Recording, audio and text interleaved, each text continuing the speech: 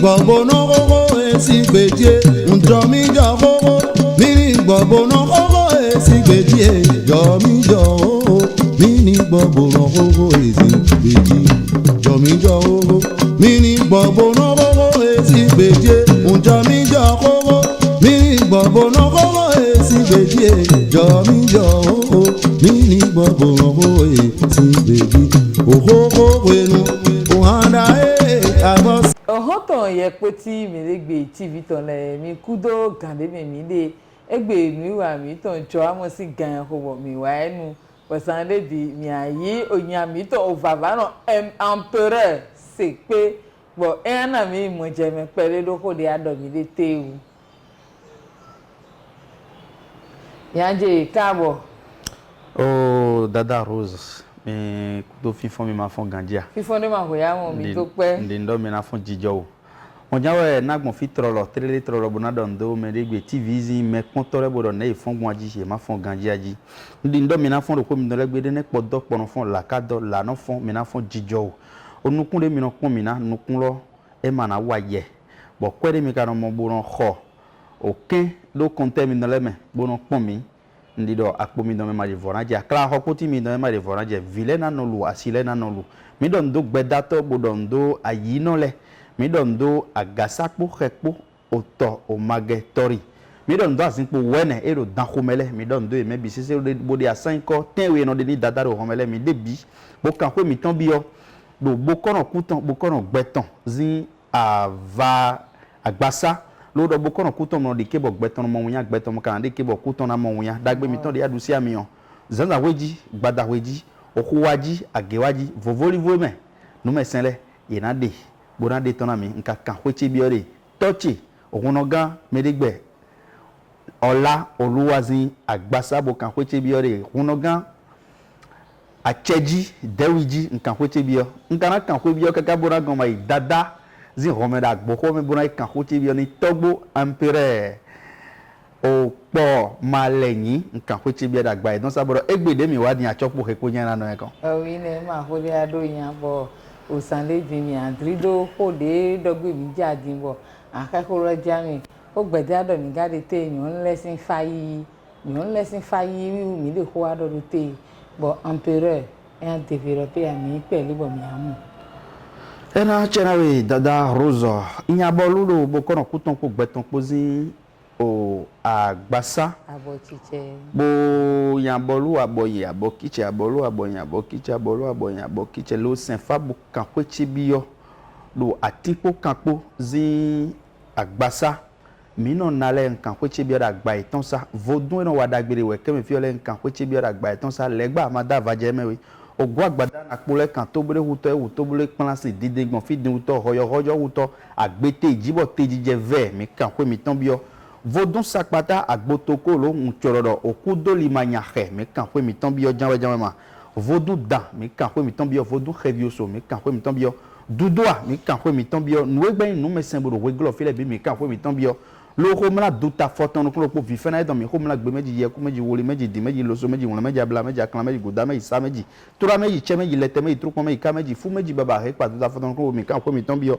kan ko mi ton bi re gbe goda fli gbe sa goda che won le no da vitron ba no na do kwa won le ko che kan da hiton bo no gon ma che a mi kan ko mi ton bi o jan bodo janglan ni awono kan eno kan janglan bono vona mi na janglan do kusi azonsi odasi ofosi owesi kande mi labonu poso re ton aton afoko mi ton le ton aku gwai azon mi ton le ton aku gwai ko no mo tin gbe azon me ya vun che me bi a chewere apa o ka gode aloki kekan pe kota agbodri wa mi khomla bo kono kuton bodo gbeton ko bodo chetula we no ze ko igban chetula we no ze ko igban chetula we no ze ko igban o semedo ni khomi do kusi bo khomi da azonsi dagbe de adusi amele bi se ni kan ko bi na mi bo ni minayi yanu lezin faji ni ma pacha mi o lo ve no mesen mi ton le bona ve bokono lo na ve vavano le do nwe do mi de yo endo nuo egosi fide vo wa nuyo ede kan do nuyo ero kweme ha nuyo ede no do endo de mi yo dagbaso ejanwe mi na do nuyo so a lo mi wa egbe wa zon e wa mi de we endo les vaillants les braves meyi donu kuwono nous tadji Africa ton essaye dans l'air et ouais mais campagne de récupération des dignes fils de l'Afrique bon mina ten bon me ko africain bo yile mina rewa nous jowa mo miton kon nous mi kana rewa nous jowa mo miton le kon mi dona khre ya lide nya lijoali aye ko gbe dion mi sora zo de kun do voni takinya kun de do vo ni takiyon eve we ndo ite sero po me ko le no te fanada yi e ya bo wa ja zanton e ton zanton e ja zanwi e ton zanwe mi wa ten pon ka bo e do di ja zan do po bo rien yena tefa bona yi bona leko bona do legba yi ho yena tefa bona yi bona leko bona gupoli yi ho yena izume bo leko bona kan gbaji e be lo reform de gbero nu kon yo reform de leme bio ni do reform ka bio leme o didio ni reform de leme bio didio de leme bio ani u ka so be na symphony yon le e si symphony yon wa mana paje ru po mi bio won do de leme o tode le no bi lo no inu wa to so mo bo no ko kan ro gbe fi bi be kana mo sunu bo no dia na kan bi o ku me de kun po mi de do ni do aka wa gbe fi bo se na we yon nu kede bo aji bo fa ne aka no kan bo tobi tu do meji le fa da lo to mene bo vito yon nu kaze nu vito yon nu rien vava no alo ma ba ma si yin vava no ko bon kan bi o kon ton tro mi tole e blo do vi yon nu do nu to ma na asu so a vito yon nu rien na vava no mais oui vavano jiwi mbezo we oh but dio no do violin vavano o fala na senia aí vavano mais zume apa me ibo tefani me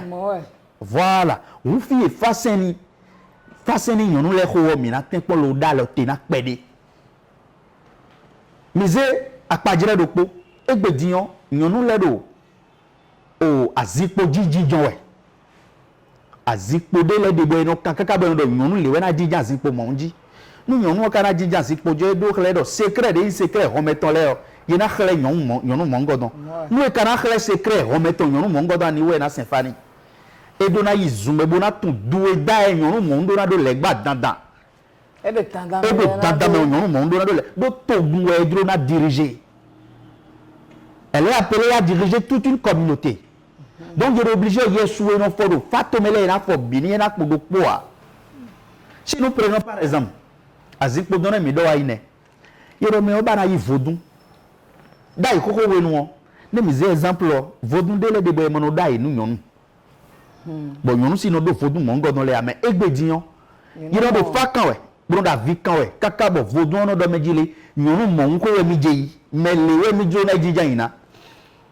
E ka jemoji o me ona fo yesu vodun odon lo na vodun oklu no e ka do mo me on fa na senia e symphony o danger me on de do vodun goza dusi e goza mi on bi ku na wa du ndo legba to kon dada bo me ne ka do legba ne mi jurogbon mi ba ro ke me mo ngodon nu do awo video to gbe to awo video na no amo ewe do awo video e symphony amado legba e symphony amaja legba do gbe ne amakado legba o vire kuku honu ya o vire na bi okugbi a o vika ku ho legba na lo menye we ganu me bi sese do fi wa e de are wa ti e venu pourquoi abe ko to bodo ka ja legba o nduru de kan ya zeno lo mange et ti pas o go legba ne ma ko be ko we no do ko go legba adigba no yi ko legba est capable de détruire tout l'esprit maléfique nous legba na we ndudu ba amagia legba ro prebe e ren na ken to bo fe gbladui bo zedeme mais voilà que à Wafunu et yon modo. Tout les gars revo, mais les gars personnels et je revo. Faditon revo. Bon Dieu est qu'à Symphony meon et ma si ou na les gars mongo meone. Et ne ou tout raison et dans l'eau de tadi. Bon yon nous donne sifa. Nye zawanu sekpe ou fio vitile doko ina do eme bien na ifazon. Ete doko le do ye kafabo e toni ye a. Don do sunu su pode a. Mais yonu kere ndo bone ndo yonu kere no nyowa e yonu mana bloa nze o alors guroni yeme do gbe ntun we ganji lobo vi eton yonu le no kan fora sa me buru kafa ajanu mi to ene yinu kan ten le windo buru ten me de avole nze alors ni ye. Aujourd'hui, on peut plus écarter les femmes. La femme est tout. Ils ont lutté. La femme est tout. D'ailleurs, la maison, c'est la femme. Ne vina inde bio c'est la femme. Ouais dona inde ko c'est la femme. Mais ouais aponyo ouais mais de kupo mi de agbonda mlondo we de lenwe. Bo nyono no fon do tu. Bo lebi. Ani we me mo ngodon. Ye mana zedo jado ko dia. E me yido. Nyon le biwe na ifa. Et nyon le biwe na ifa mais nyon we do tende me si nous prenons par exemple. Nyon we ga sukwe joro. Nyon de asukwe do dadane do. Ka tone be na ifa. Nyon de asukwe be toni e do na ifa dadawede. Na bio do ko mi me yin huno. Alo me yin bokono. Me yin de wato e na juro mi do. Tela la ye me no gbazon le o. E na juro mi do e na tekpon. Parce que le na ifa. Ça peut aussi aider. Parce que nous azizon wa nous wato yo. Nous wato no na ndudu ya. Asi aider. Kwesi yo e na ndudu yo. Moi. Bon, nous kwesi yo maka de legba, kwesi yo ma do mi medeji ya, e ma do dondo deji ya. Amasi e weno da. Bon, kwesi yo we do na nayo. Alors de teji ya kwesi yo di. J'aurais voulu qu'on commence par impliquer nos femmes dans tout ce qu'on fait. J'aurais voulu qu'on commence par impliquer nos femmes. Ça va nous faire du bien. Et c'est de la discrimination notoire. Si aujourd'hui, nous rentrons dans n'importe quoi, on voit des femmes, si aujourd'hui, une seule femme peut payer un bateau de l'étranger, bateau de deux maisons étrangères, Kakawao, et vous voulez que les famille mais mon godon. Elle est exposée à tout risque. Oui. Moi, il risque. Ben maintenant, elle est exposée à tout. Mais mon godon, wow, et le dandan, pas le donner. Mais il y a ce que vous faites. Bon, il y a un bleu, les gars, ils font des deux. Souvent, ils disent qu'il y a des deux qui tombent. Cambio de posone. Oui, cambio de pone. Oh, na cambio, je pas pardon. Beto de Aïda. Daïdi, dadalezi homéon. Nous donne yo. Et y est ah. Mais na cambio me recoupe mi ledo. Mais dalali non. Mais y est dalali ni. Mais écoute pas me le ton ko donne. Nous y dalali non. Bo plaje asure yo. Pas direne. Ne no bo boni fo don. Ko bon cambio ma. Nous y dans la ligne de la wadi asouyo ne kono bloboni vodou do tani me ne no bloboni on croit cambio do fidèle le gba don na onje nous compter mais ko mi le yo yotu adamede yo ara do premi me we wa do teme to jere adoni we o ada ne awadi mo da vigne don par exemple but of your nili no way nya kugo de ado we so mo we ayin wanu me owe ayin wanu viti owe mbo bana dai bodo vodun liwe do viota puis kana déplacer pour vodun ko ana ten yovo ira for vodun zi yesunuwe par exemple vodun de le de bodo nyon leji bo choponi ira da suo e do dada bo suno e do na zesuno pour le vodun bodo mele uwe bana davito content di asite yo mele mi baro ni na pato bo yesu be yedo na fo ni sun dada tu esu jagrado yon mongo don mais on sait tout et manido il sait wa si c'est wa raison bon nous yevons de pratique endogène nous mi tole mi na retourner na we ado ko on kan se magbo en pere c'est que les films oh fazu yon don fi gon besoin façon yon ndo makado complication ne e so do akpo de vodea do yen to jimi yon gbe po dido to po gbe bueno yo kono ga cheji dewiji ni ko cambio me ka ko to bo da e gbe po fere hun façon yon ndo e do complication de ya no mi na do ko po won mi na do ni me do po mi din le do mi wa bo na imposer ndeni me de ya mi ka wa bo bara détruire de ya nous travaillons juste nous faisons une campagne de récupération. Mais car campagne de récupération, il faut que c'est les Africains et les Africaines. Nous, mettons, ben la bloni, parce que yo veux banam mon miboa. Mais do ko joko ni medele. Nous yo veux makabana mon miboa. Il faut pas que miyo joule. Minize midele bo de kutu bo de kunde de vuri taki. Mbak bo ndo medile. de sunu no ifazu bon yo no sunu yi no ni ifazu bon mo do nwe wa sunde le koko da yo na mi za sipo we ne dan ko me don le ta si han gbe ma do e ma de mene mais ndondo da opo ma leyin bodo ye ko kan kaka bu go wa do sipo we ne dan ko me don le mais les femmes elle a régné elle a travaillé elle a lutté. Pourquoi on ne veut pas retrouver les femmes dans les instances de décision de nos cultes? Mais oui, les Ouïas jouent un rôle très important dans nos traditions. Pourquoi les boycotts? Mina les corrigent. Faisons une ton de protocole seulement que nous si ça on a bon vous mais ton quoi donne les y est tout. Faisons une ton de protocole protocole de te do wa e ma do ko de vo de fene de no bla sun bije no bla yesu mon bije kana foni dandama pero me par exemple iro me ojino yin huno ga trondo pajere do pone bo nyonu we o huno ga trondo we e kana no doji e doji ni vodun e do ayiro e ma ka to do to e ma se yi sogbe awo e ka je do du we no yiro moi bon mais on ka izume be ho fa ton bo mo a bo mo do ton a bon vous voulez tout est quoi il dedans mi do ko jo ko na mi de lebo mi ni do ko jo déjà que ye ko le ozu po fa ozu di ro ke mele we na no ten le me o yesu be na fo ni yon le o ye fo pun ne ko ne ni fo le te pon we o baba no adobo se point de tana ma ne ma ko ne le ma do complication ne ko ne le ma veo ne nde do ndi o biseri asa me fi bo ire su tun ko do ndi nyonu mi ton le o ere dada bo mi do na privilégié do nyonu na era bateau nyonu na constructo sunde suna constructo ne mise par exemple la première vice-présidente ministre vice-présidente mais tete du vice-président mais non trop bien to gagner aí ouais jade jere aí ne gbeto mo ngodo wa e asen fani tireti e me fa yan asen ya ye ma si o se fani mo ngodo parce que e gbodo to gan o ba wo vide to gan gan don bu mai mo e kan ra gbon eyeji o wo do na do le gba ko gbe vodo wa gbe fi bi bo ya fo yesu no bi la apajere namdo par exemple me mo ngodo oui mais par exemple me mo ngodo le o ouais mais il m'a dit ouais ne misez par exemple la reine à Rossi de Romain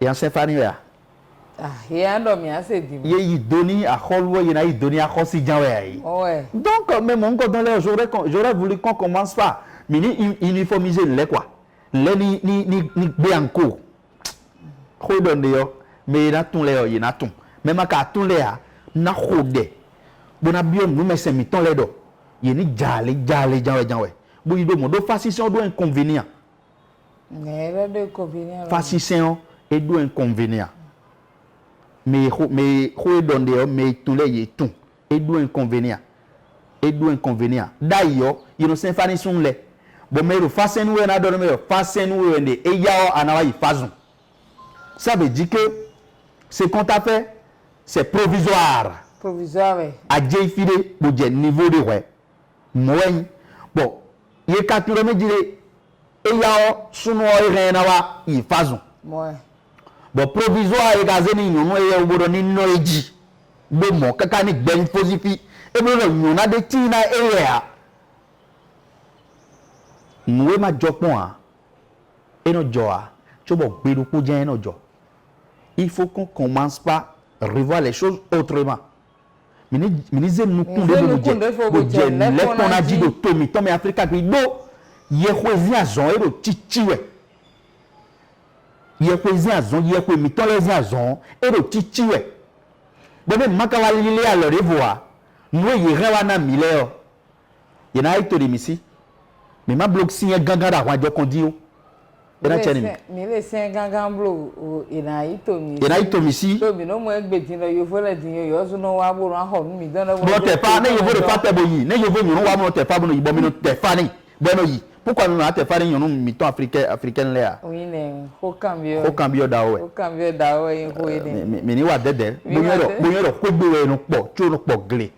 O ma po ko buka jeji o ma za ko gbo me ya de ko to asa bo na me me blo nu yin nu jo nu le nu yin nu jo nu ye ma te bo ki ya na o nu fa o jen we do godo do fa o ka jen gana kan ho ye da kan bo me ona fa ona do nje mba do mele ni yi mi do ko gbe nu e ka tin tan bo kan we go bo ye mo ro fa jen ro yan ko do nu me ohun ye ni te fa ni po mo ne ko na ni fo ye te ko ye ampere sekpe o ho e horo adusunu e ba hopo wo fo e fo o no e ko mi le na wa tin we indo o me de ze kwe de hunto me me de ze kwe de hunto me ete ga yin de fudun rokon me a ze kwe de fudun rokon ete mo we de yin de finidi tori mi no mo bo me de letin bo o mi jale won mi ma yan ka ma gan do ko gbe ma me de letin bo ne ìlọ́nà mi tó ń kú gan fòdún lọ́dún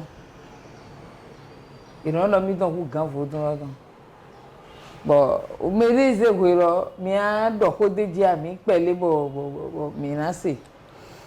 Ena chena mi lo gbe gbigbo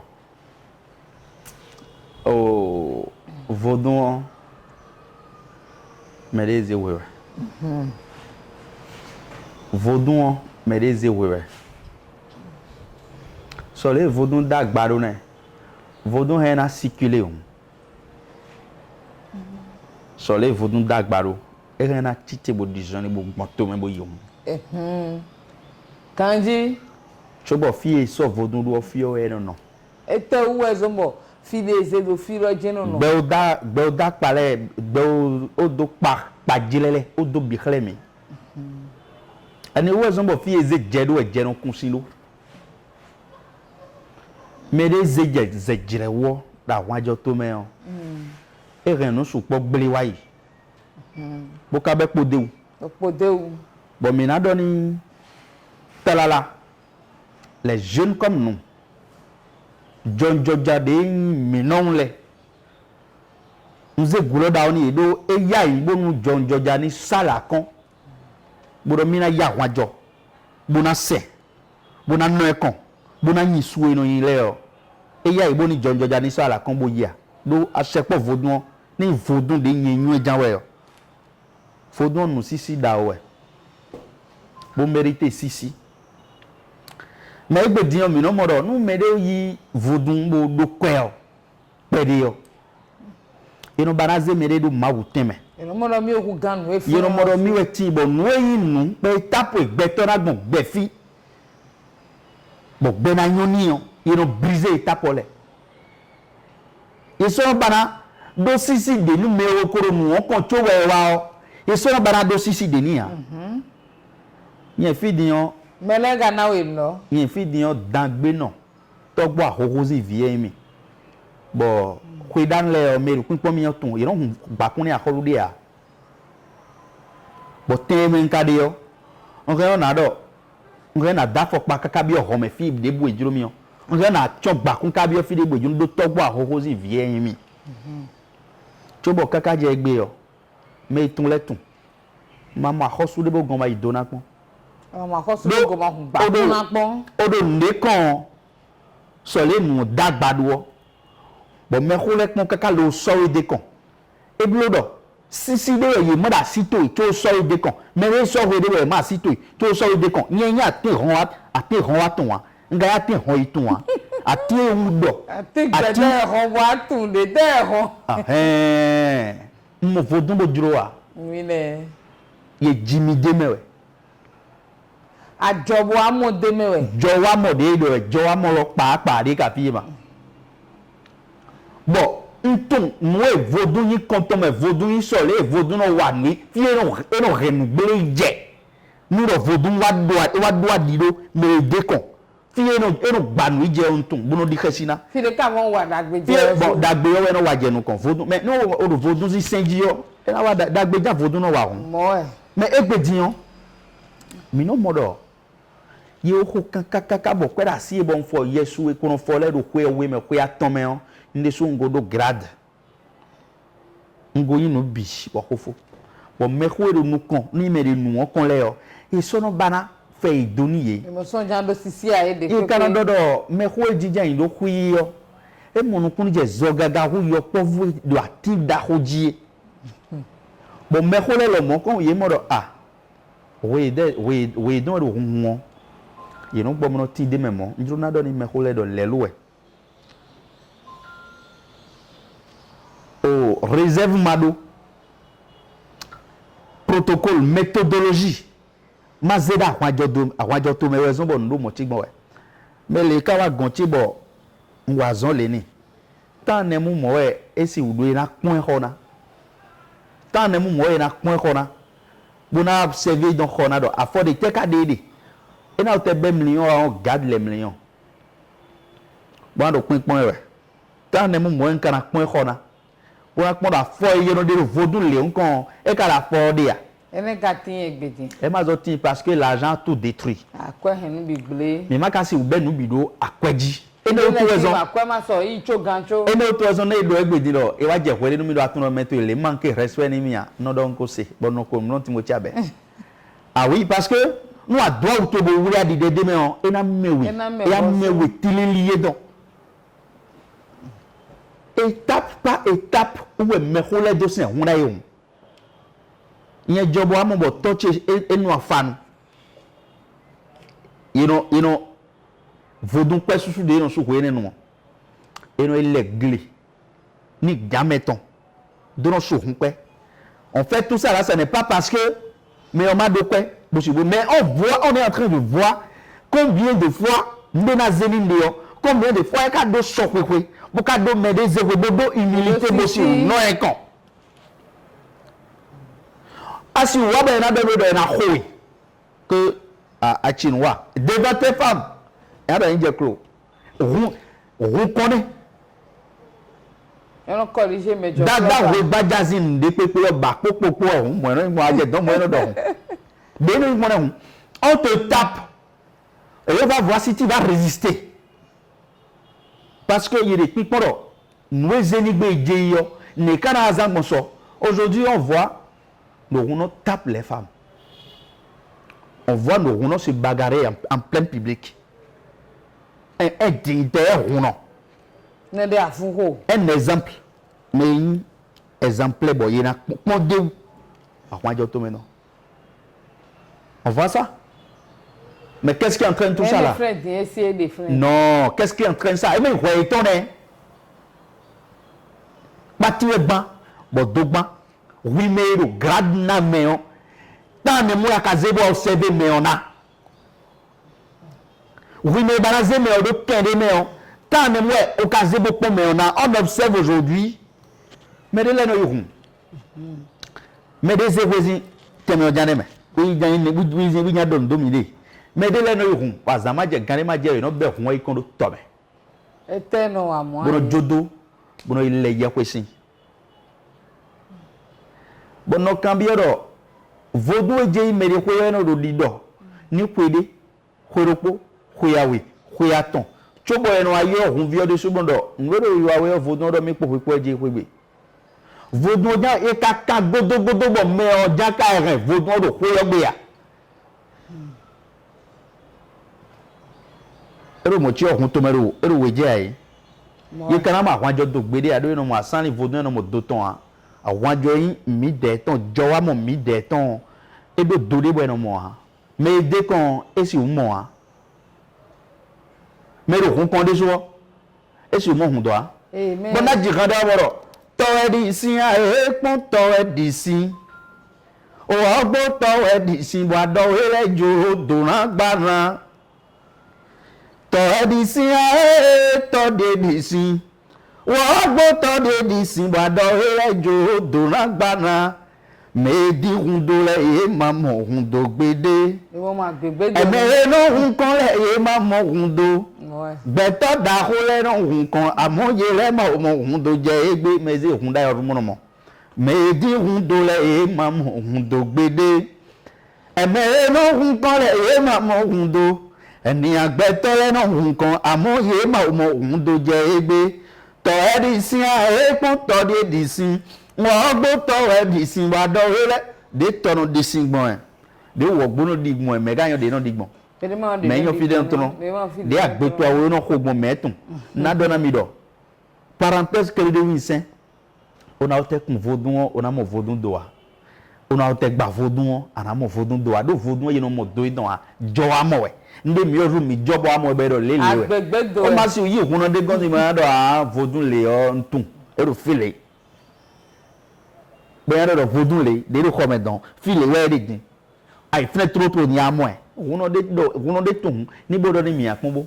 Vaudou ça circule. Et non ouais librement.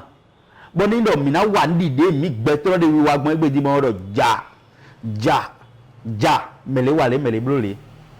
Mais rien ne quoi blé et ne tout raison vaudon yi courant non boni agboron boni meyi détenteur de tout pouvoir ba au décon ouais na ze idée que vaudon na point d'autre à demain on voit aujourd'hui nos rounons trimbal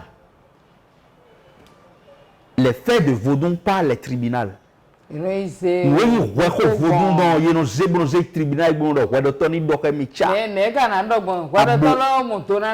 abomination abomination nous ouais vaudou temps no moebe yeno wili mesu do vaudou des tomes ton dodo je vois aujourd'hui où on emprisonne des frères à cause de vaudou. Pourquoi ne pas suivre les règles? Parce que mais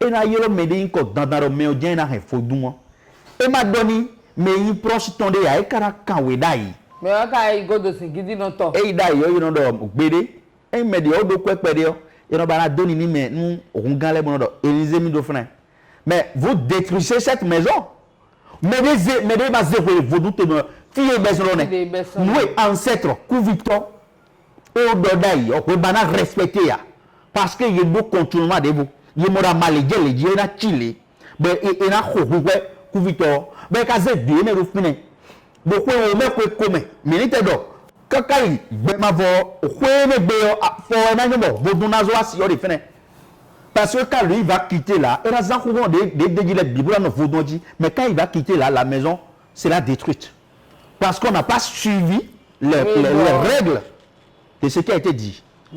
On n'a pas suivi testament des médiocres. Respecté, hein?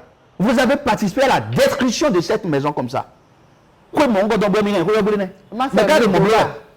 nous,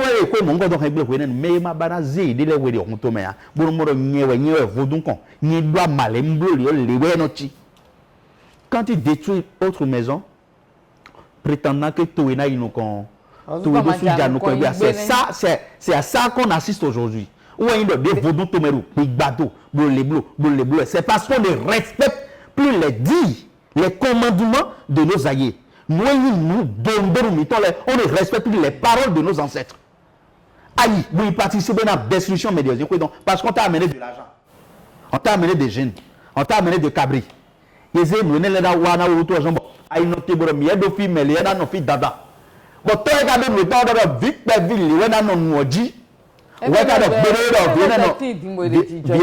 mais il faut sensibiliser. C'est grave. Par exemple, il y a des que on a des bon il y a reçu tout le don.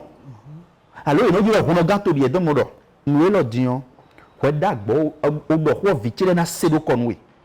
Un trofio ville ya na klon nous ville yo. Mi fo yesu no foni azinkole bo so ville lo tencheme. E ka do mo no ganji bo we maybe tout le méjìléní à wá fún ẹgbẹ́ mo na chi. But you know, on me de bo godo bo adon we do. Ah, ko ne ma yin bo mo amo to ku godo ko ne ma yin bo mo amo. Be ko pere wa nu we yo. Alors ah, me no finion. Ena favoriser mi ena wa ne. Wa zebo zedo azinpo ne ji. Ah, ko de fene yo. Ah, ko yo gbele. Bodo de fene yo. Bodo de fene yo ko yo gbele. No wa ko gbe. Bo mo do mi yo gbe dan ro. No ko be fatan to ede suna gbele. Ena gbele uga de amatel ne do. Torí lo de ami de ho ko e ma. Ena bianu jawo ena gbele uga c'est que quand vous faites aujourd'hui mi de blo gbedo awajo to meyon bo bezinde mejile nu eblo mi de yo et dans la vie àwa jọ ndé dé no don ha même oui mais dobo gbogbo nu gbogbo ẹjọ́ dọ̀ fìyẹn ká ẹ̀fẹ́ ní àti gbérí di ó náà tẹ tí gbé náà ọ tó ń dọ méjìlé tó wẹ́ náà tí káká ìwọ̀n ẹ̀dọ̀ tẹ́wẹ̀ dọ̀ mọ́ ẹ̀ náà tí gbé náà tó wẹ́ náà tí káká ìwọ̀n ẹ̀dọ̀ tẹ́wẹ̀ dọ̀ wí mẹ́ẹ̀dọ̀ kúkúrú dàkó gbogbo bára zé wí dé wẹ̀ yá gbọ́dọ̀ ndé dọ̀ yàn ẹ̀ fẹ́ ni mí àrẹ̀nù ìtàn gbé di ndé wà mẹ́lẹ̀ ẹ̀ fẹ́ ni mí àrẹ̀nù ìtàn gbé di àlọ́ yòrò ndà gbére gbé fi dán wẹ́ nọ́nọ́ tẹ́ gbọ́dọ̀ gbé mẹ́ẹ̀dẹ́ zizé dà àwọn àjọ tó mẹ́ ọ fíyẹn hẹ̀nù ìgbà jẹ́nẹ́ ọ̀rọ̀ bìbélì lóyún gbẹtọ́ dàkó gbẹtùnà méjì de hóró ẹdó puissance mọ́ngọ́dán akaro vidéo ẹ̀ bọ̀ vidéo lẹ yìí ló rêvé náà wáyé mẹjọmẹ vidéo lẹ ló rêvé bàbọ́nà mẹ́dọ́ kọ́ ní òkú ẹ̀ka ló mẹ́rẹ́ bó tọ́ hẹ́n blé wẹ̀ ń wọ́n tẹ̀ nọ̀ fi gbogbo kaka gbogbo déjì bó yí ọ tùnà méjì lé tí a construit àgbà yẹnla dósì xɔɖe dà yìí bọ̀ vidéo lẹ náà wà bí àfi yìí náà kúlẹ̀ làmù kó mọ́ngọ́dán bó wẹ̀ mí náà jẹ́ bá dògé náà zẹ̀. Parce que les enfants, finalement, ils n'ont pas d'attention. Notre papa a failli. Notre papa n'a pas été du tout ce qu'il doit être dans ce monde, dans cette vie. Ni nommé de temps, mais donc, créer mon corps et nommé. Au bon fil, il y a de toto et roumélé. Au bon fil, il y a de toto et walé. Les enfants sont obligés. Viens me le vide, mais non, mon béron. Il y a mes walés, boudalitolé, mais le moubiopolé, et le retour de là. Parce que méditer les immunos, mais nos zobo, vie sur quoi on remonte, mais dis-moi donc, ni ma tête de famille. Tu vois, ni ma tête de c'est pas mis ici. Parce que le roi Renaud va dire, il a donné de tortues bleues, les tortues walidaï. Ça veut dire que tu es venu dans ce monde, brave africain, derrière, awa don nyanyaziku, bon, don to na sou. Parce que Billy nous tombe aussi en est ainsi, j'irai changer mon nom. Ils iront changer les noms. Nous y a un souka. Nyanyalone mede mazewe soma kwe da wajo to me boze mede we do mo misi we pouvoir le bidé mi vodun le yo misi we ko beton bidé bo vodun ka do d'abord et do na zewi de we et do normalement e do hore no vodun no no ha mi ndo ko joko ah oh non noté e do hore no parce que e do hore vodun no mede bo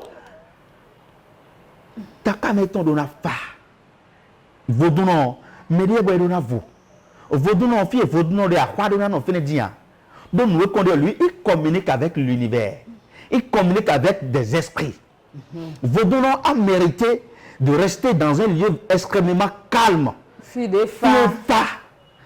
Et médias vous poser problème étant repos mais on va et de mais on dit pas. N'aime les cas on va. Mais c'est toi qui crée de parlables un peu partout dans le quartier. Mais les vélos, nous devons apprendre à nous humilier. Mais les zéroués. Nous, au beaucoup de il y a pas vous de bédi. Bon, il y a un vaudon. L'osé vaudon, wada inoué. Et même ouais, zombo. Mais on aussi du quartier là d'ailleurs. Mais on d'autres à donner là. Adje nous point quoi la vie? Eh mais allez. À ma momie. Yeah. J'ai pas envie. À ma momie. À ma momie. On dit des trucs comme ça sous forme que mais on laisse ce sont tes enfants. Dans le slogan de Vaudon devise les mains, il y a le respect, si oui nous condamnons. Ouais, tu nous quoi nous bi. Bon mais les évoquer bodé ou. Quoi pour mieux alors sous.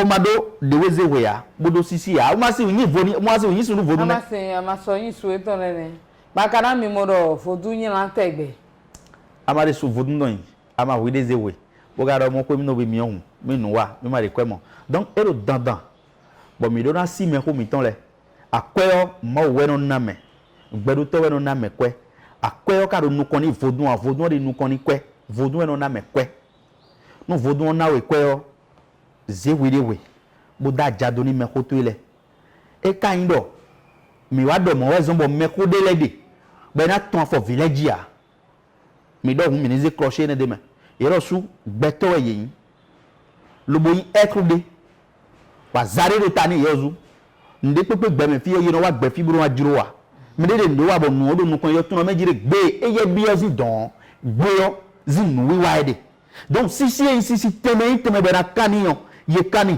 o ma do teme mo ngono kani yo povu bo afotun yo povu ji jawe yo e no ndejuro na wa ka yore we po ndejuro e ka na we ampere se pe o ko le mi ado flen din kle we yin do o me ko niyan me ko teme yo povu yin yo povu yo povu si niyan yo po si teme ne nu bi le mo e lido mu ma go ma yan de won do o mo ko to me o nu wa mi ton cho amo egbe ton o mi na zebo na se jijo finebo o hwere funu ina lo leko wa ohology e ma do ko ne ado mi azemu no fene o mi ne zemu no fene kwebo oui le bo na eje hwere funu jawe mi na wa mi na do ndo yeme dede mologo do don trala madu ngi bodo azongbe don le bise pe yeme de si se yi bo si se wa bo mi de mi mo mi le ko mi ton regbediyan mi don do ibo kana don do do ayi to ku le ton hunogan ola oluwa mi don do president faseb don lo don do ajibodu mi don do ya jiran baba olo mi don do ibo don do mi to akplogan ge agboto zume bodo volavo mi me de mi kan ko mi don bi mi me de na do zan wenu sepe empereur sepe zin numéro zin besoin le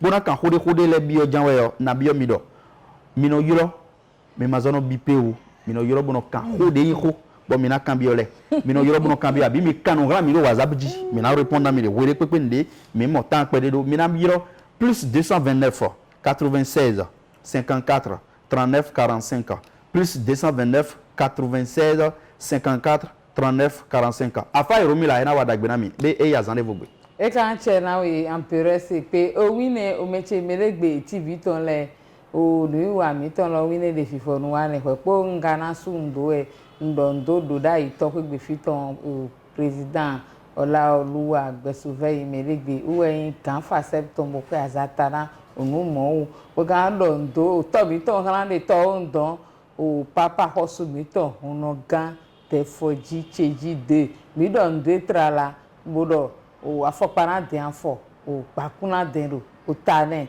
ene meche de do kipon mi le omi kudo ICC e iwede